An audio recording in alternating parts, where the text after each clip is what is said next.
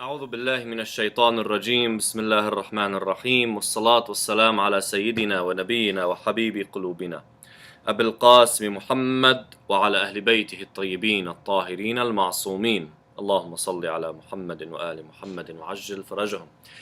I begin by congratulating you all my brothers and sisters, and first and foremost صاحب العصر والزمان and our ulama and all of the mu'mineen and mu'minat on the birth anniversary of Imam al-Hadi alayhi salam.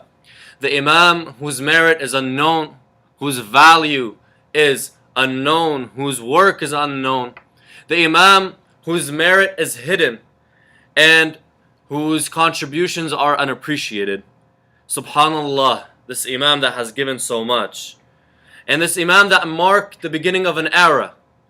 The era of Ghaibah, the era of Mahdawiyah, is an Imam that the Shias themselves know very little about.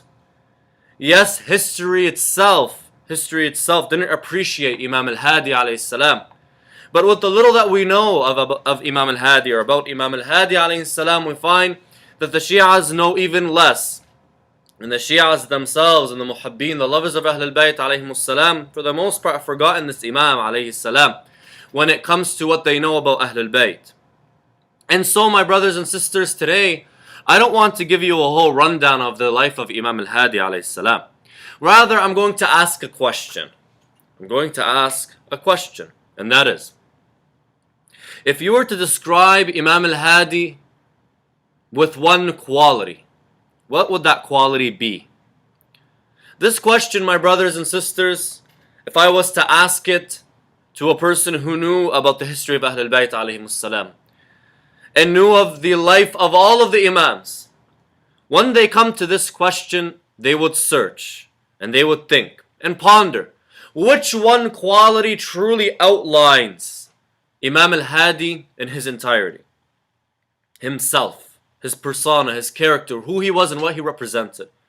What is that one quality that he embodies?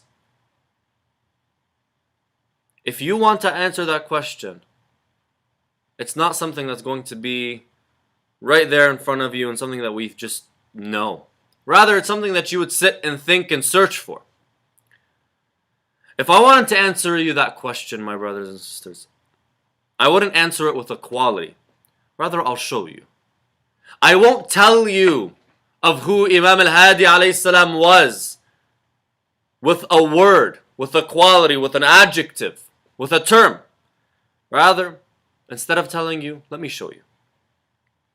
It said Imam al-Hadi alayhi salam was living in Samarra.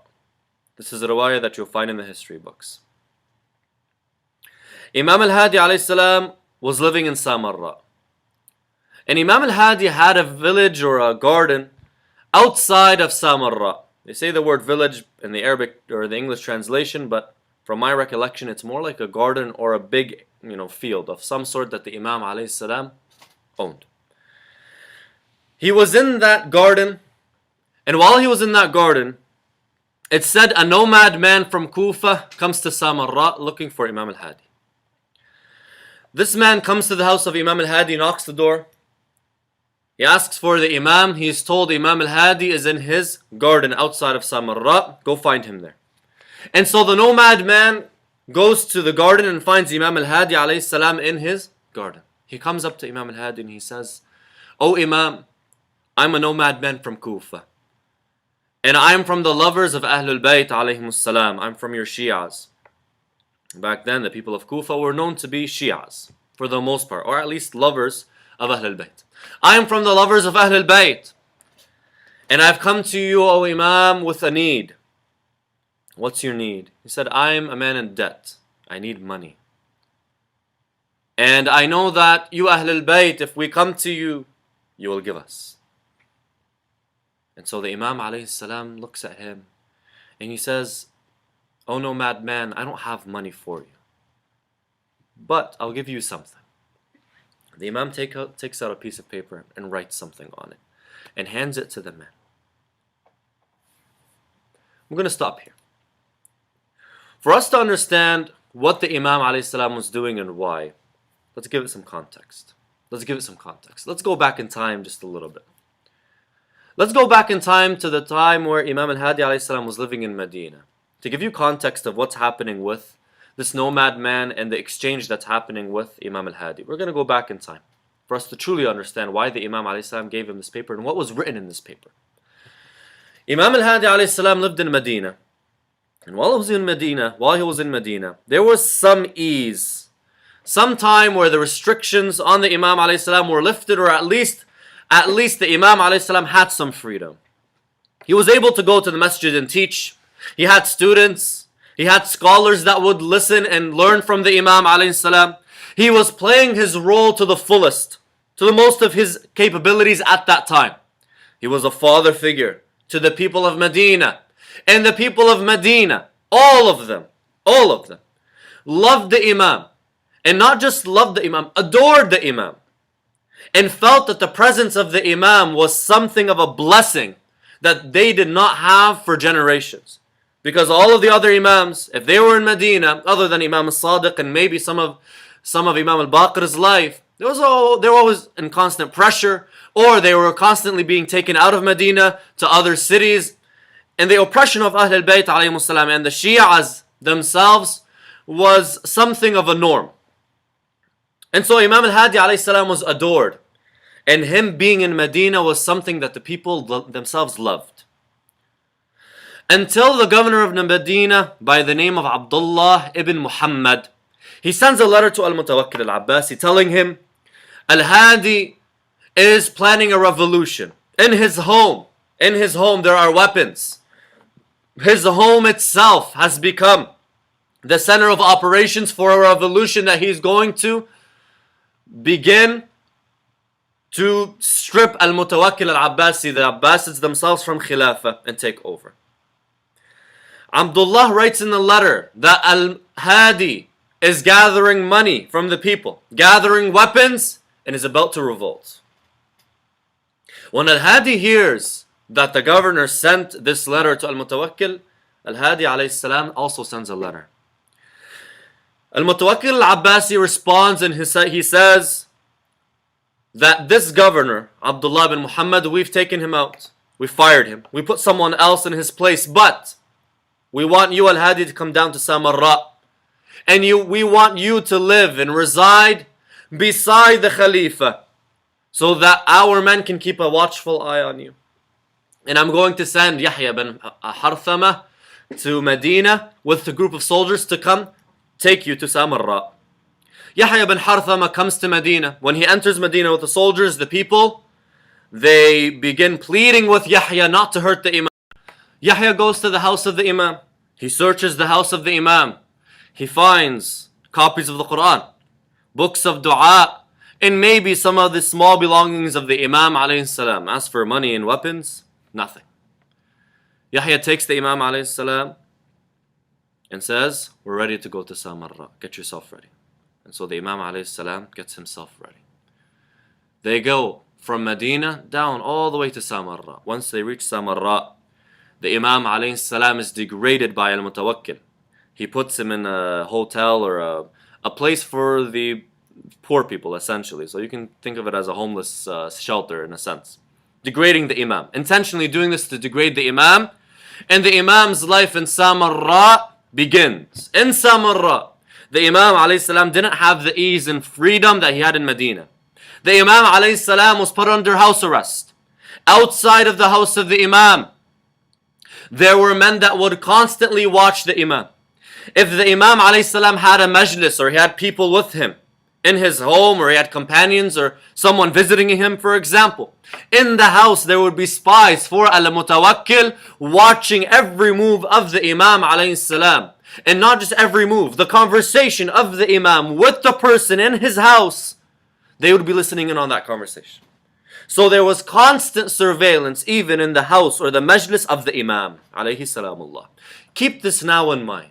Let's go back to the Imam alayhi salam in his garden. He hands the nomad man this piece of paper. In this piece of paper, the Imam writes, Al-Hadi, Ali al-Hadi, has a debt, and it belongs to this nomad man from Kufa. In other words, Ali al-Hadi must pay this man X amount, an amount of money, And this man is the nomad man from Kufa. Essentially, Imam Ali al-Hadi owes this man X amount of money.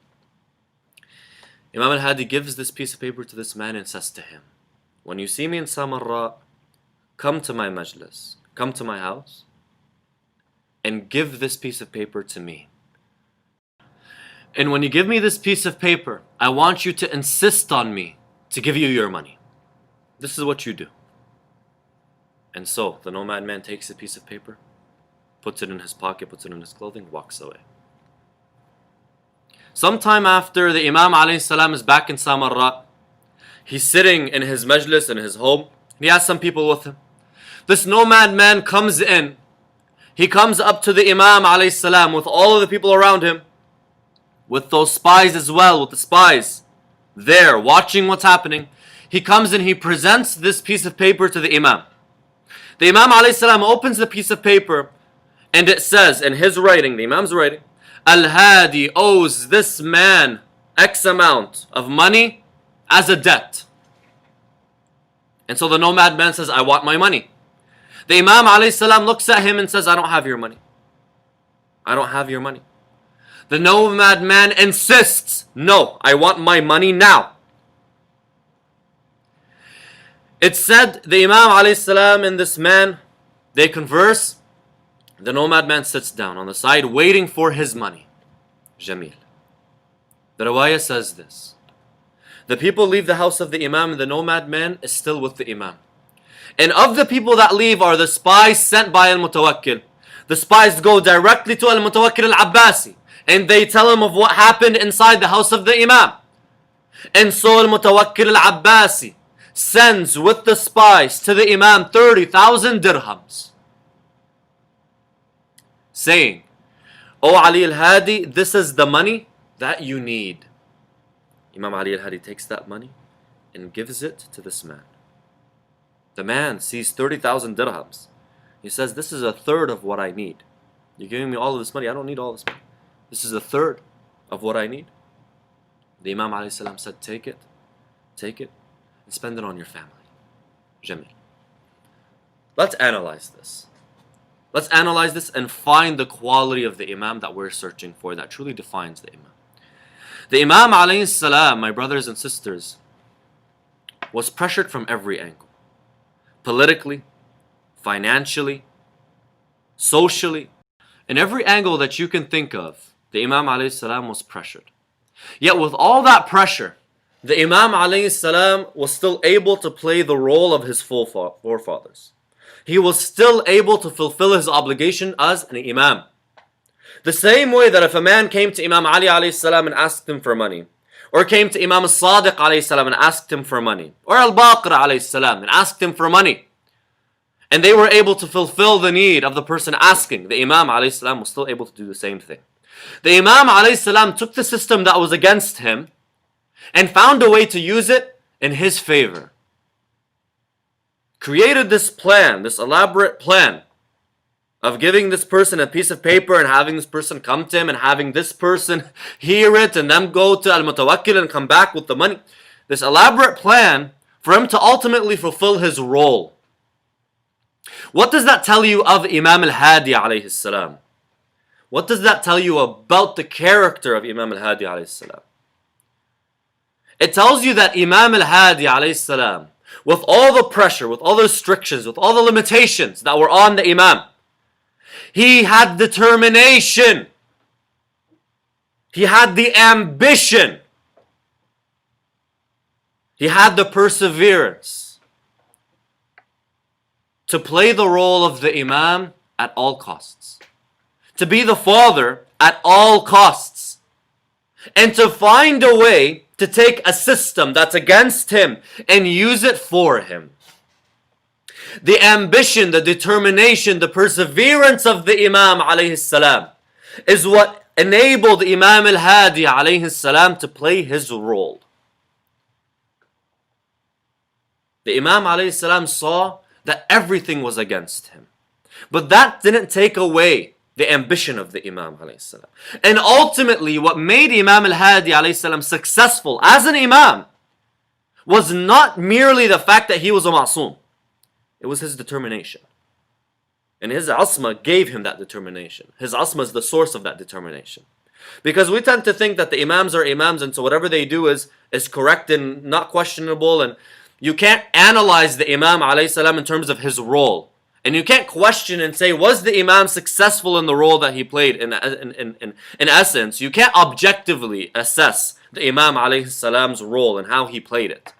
Fact of the matter is, if we did not believe in the Imam of the Imam, and we assessed Imam al-Hadi alayhi salam in his role as an Imam and asked ourselves, was he successful? Did he play his role correctly?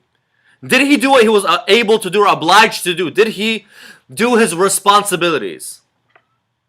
If we assess the Imam away from our own biases and just objectively, we will find that the Imam certainly did. Certainly he played his role. And he did what he was supposed to do. He played the father. He played the father for the orphans of Ali Muhammad. He played that role. And he played that role to the T. And he fulfilled his responsibilities as an Imam, as a leader. As a leader, he fulfilled those roles. All because of his ambition, his determination. Imam al-Hadi alayhi salam, along with the Imams that come after him, Imam al-Askari, and ultimately Sahib al-Asri wa Zaman, are the embodiment of determination in a situation, in an environment that is made for them to fail. Please keep these words in mind. Imams after al-Hadi, al-Askari, and Sahib al-Asri wa Zaman are the Imams that represent determination and ambition in an environment that is created for them to fail. Determination. Ambition. And this quality, my brothers and sisters, is one that our youth and our people specifically lack.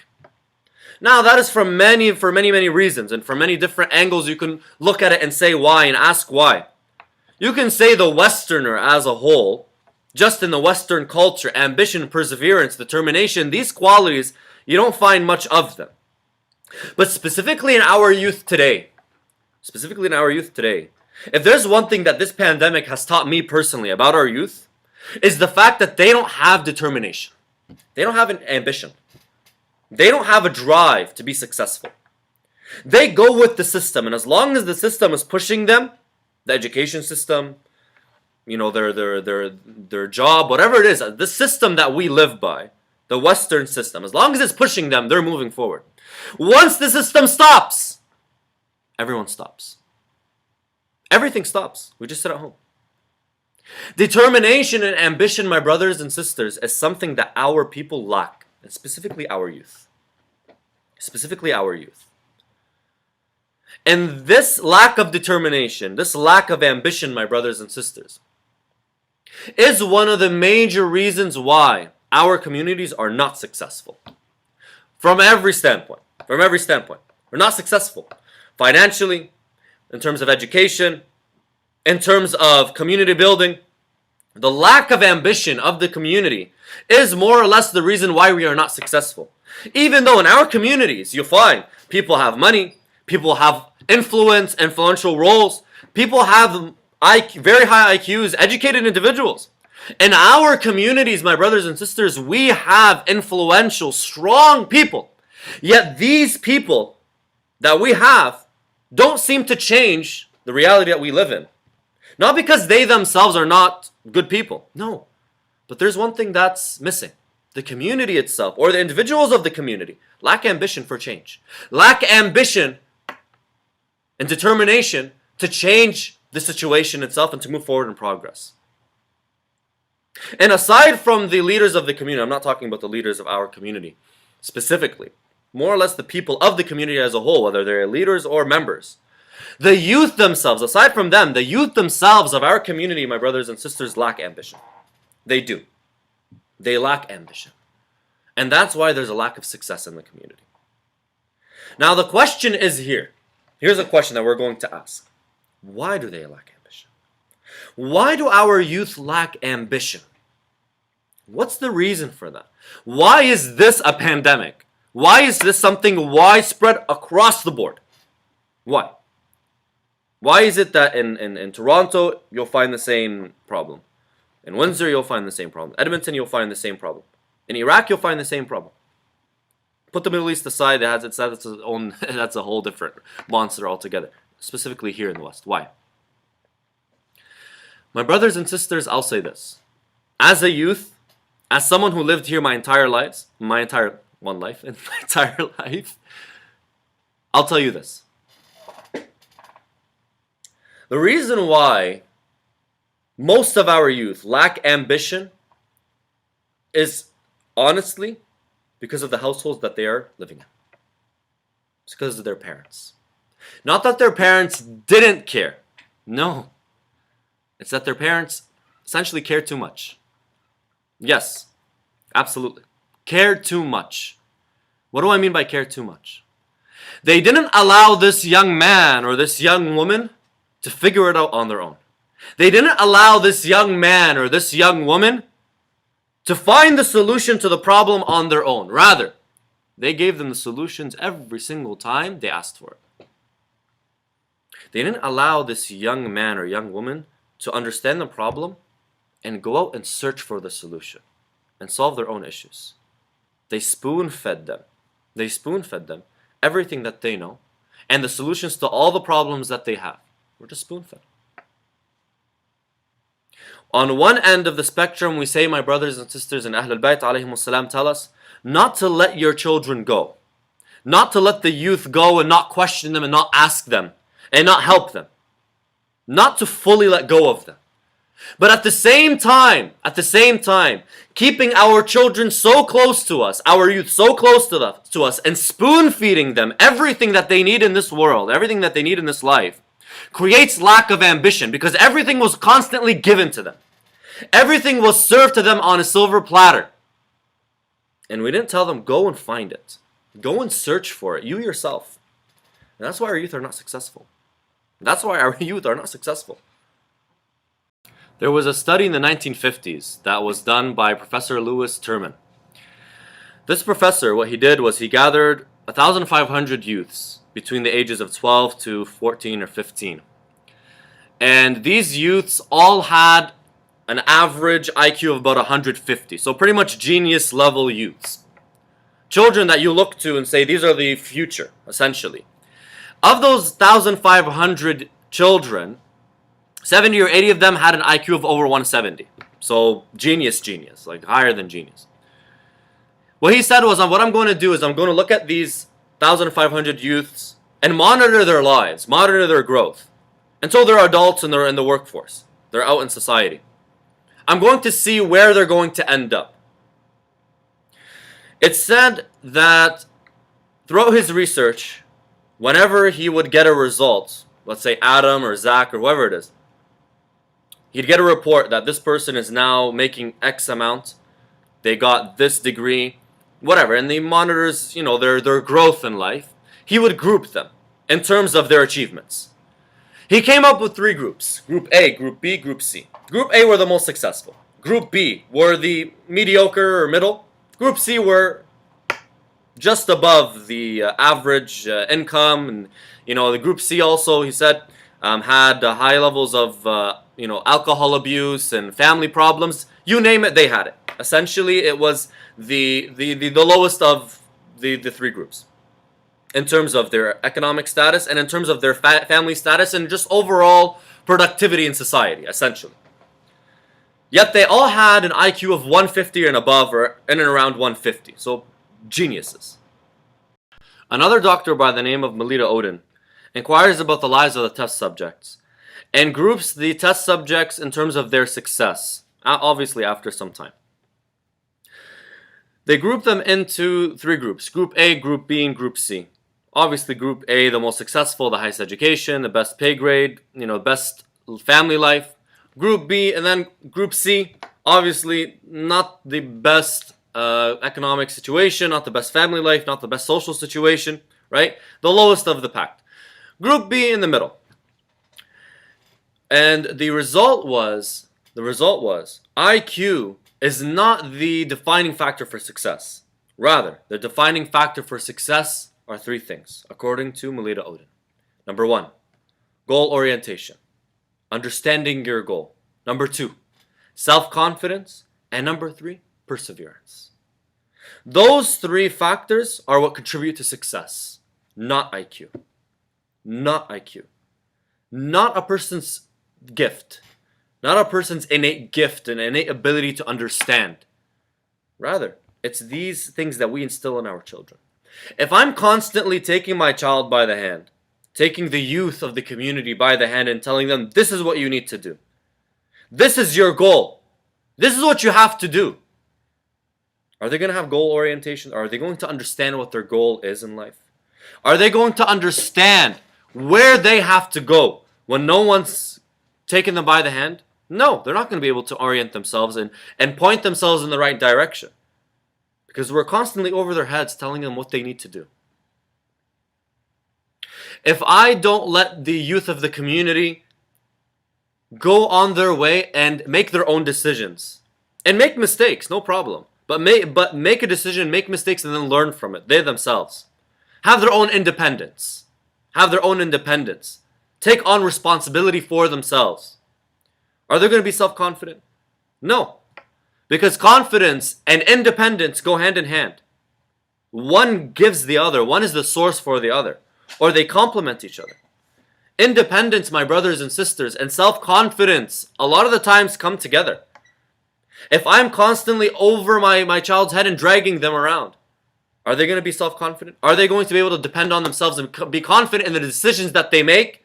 No. Lastly, if I'm constantly presenting everything to my child, to the youth of the community, and not allowing the youth themselves, this child or this teenager, to make a decision on their own, are they going to know what it means to persevere? No. Because everything is presented to them, given to them. And the biggest example, my brothers and sisters, of success due to determination and perseverance, don't go far. Don't go far. Go to our own scholars. The scholars of the Shia. The scholars of Najaf and Qum, of Asfahan, of Karbala, Samarra. Go to our scholars. Do you know why? Because our scholars, some of them didn't have pens. Some of them didn't have paper. Some of them, my brothers and sisters, you needed to memorize the ahadith. Needed to memorize the hadith from the book because they didn't have a piece of paper to write it down. They needed to memorize the bahath of a scholar, the discussions of a scholar, their teacher or a scholar that lived before, because they couldn't take the book home. They need to memorize it. It said Allama Mazandarani, one of our greatest scholars, one of the greatest scholars that ever lived in his age. Allama Mazandarani left his father's farm to go to Hawza. When he was in Hawza, Allama Mazandarani did not have a candle in his home. So at night when he would pick up his books or do his studies, you know where he would go? He would go to the public bathrooms. The public baths. Before, they had a Turkish bath, right? It's a public bathroom. And he used to use the candlelight in the public bathroom to study. It said some of our other ulama that lived in and around the 20th century, they used to go in the middle of the night under the streetlight and read. Some scholars didn't have food. Some scholars would faint because of the lack of nutrition. Imagine that. But they persevered. And now we have everything that we have because of what they did. Because of the sacrifices that they made. Because of the ambition that they had. Because of the determination that they had. This here in front of us, my brothers and sisters, what I have in front of me right now from the books and the teachings that my teachers passed on to me, we would not have if it wasn't for their determination, their ambition. And who gave them that ambition?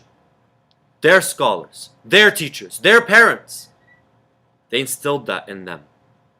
They were not all geniuses. Some of our scholars were not geniuses. Some of our scholars, the greatest scholars, repeated some classes 6 times, some of them 18 times. They would study and study and study a book over and over again. Imagine failing a class 18 times. Yet he became one of the biggest scholars. There's a scholar that said, I did Kitab al-Mantiq 6 times. The book of basic logic, just logic, 6 times over. Another one 18 times. Determination. Determination. As a parent, I learned from Imam al-Hadi alayhi salam how to instill determination. That is what I take from Imam al-Hadi alayhi salam. We all take different things from different Imams. But if you want an example of determination, take it from Imam al-Hadi alayhi salam. Because the system was not with Imam al-Hadi. The system, my brothers and sisters, was there to make Imam al-Hadi fail. It was not there to make Imam al-Hadi successful. But determination and ambition drives an individual to become successful in the environment that's made for him or her to fail. Not IQ. Not IQ. Not these other factors, not these other variables. It's determination and ambition that makes a person successful in a system that is made for him to fail. That's why Imam Ali alayhi salam says these beautiful words. He says, the value of a human being is in their ambition, in their determination. The value of a man is in his determination. That's what gives you value. That's what gives me value. That's what gives me the value that I hold and makes me who I am. That's what progresses a community. In our community, we have a lot of talents. We have a lot of people with PhDs and doctorates and masters and whatever it is their respective field is. But we still find that our communities are still held back. We still find that our communities are not moving forward. It's because we care, but not all of us are ambitious. Not all of us have determination. I care. You care. We all care about the well-being of the community. We all care about the well-being of our youth. But how many of us are actually ambitious to do something?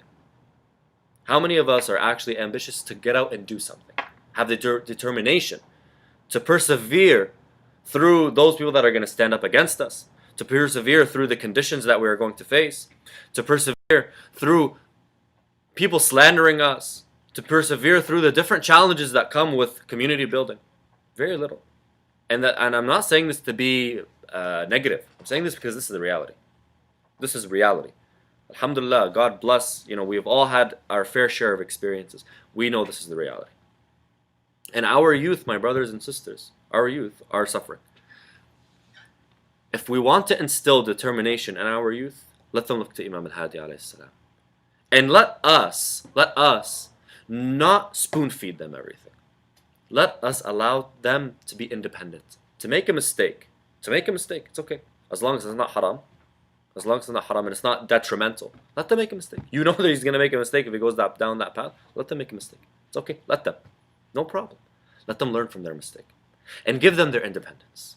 I was talking to someone in the community once, and they said, when my children now, when they graduate high school, I'm going to send them off to university. I'm not going to let them do university in Alberta. Let them go somewhere else, Toronto, New York, wherever. I'm going to have them go and do university outside of the city so that they can learn their own independence. So they can be independent and depend on themselves. That is progressive thinking. If you trust your child, if you trust that they're not going to do something haram, you trust that they're not going to be influenced negatively, sure, there has to be that trust. If you trust that they're not going to be doing anything haram, that they don't need someone to constantly be over them and tell them what they need to do, then yes, allow them to do something like that. Don't keep a hold on them like that. Don't try to present everything to them, because that's not going to give them success. It's going to make them very lazy. It's going to make them feel that they're entitled. And it's going to destroy whatever ambition they have and determination that they have, because they're so used to everything being presented to them. And ultimately, they're going to be valueless in the society. They're not going to go anywhere. They're not going to progress the society. Imam Ali alayhi salam tells us what progresses societies and what gives value to the members of society, and that is their ambition and their perseverance and their determination. I say this, my brothers and sisters, and I ask Allah subhanahu wa ta'ala to accept this little from us, to accept our a'mal, to accept our deeds, to make us from those who are truly ambitious and have determination. And I ask you, my brothers and sisters, as your brother, as a member of your community, inshaAllah ta'ala, of the overall community, I ask you to recite Surah Al-Fatiha for all of the mu'mineen and mu'minat, specifically my uncle, who actually passed away a few hours before I recorded this lecture, actually. Please do pray for him, and if you felt that I was not totally there, or I'm not myself, please do forgive me. He's the uncle of my father, so pray for him and recite Surah Al-Fatiha for him, my brothers and sisters. And inshaAllah, this majlis and this lecture was dedicated to him and to all of the mu'mineen and mu'minat, to the ulama, to the scholars that gave us what we have, and for the love of Imam al-Hadi alayhi salamullah. Sallallahu ala Sayyidina Muhammad wa alihi al-tahirin. أعوذ بالله من الشيطان الرجيم بسم الله الرحمن الرحيم والصلاة والسلام على سيدنا ونبينا وحبيب قلوبنا أبي القاسم محمد وعلى أهل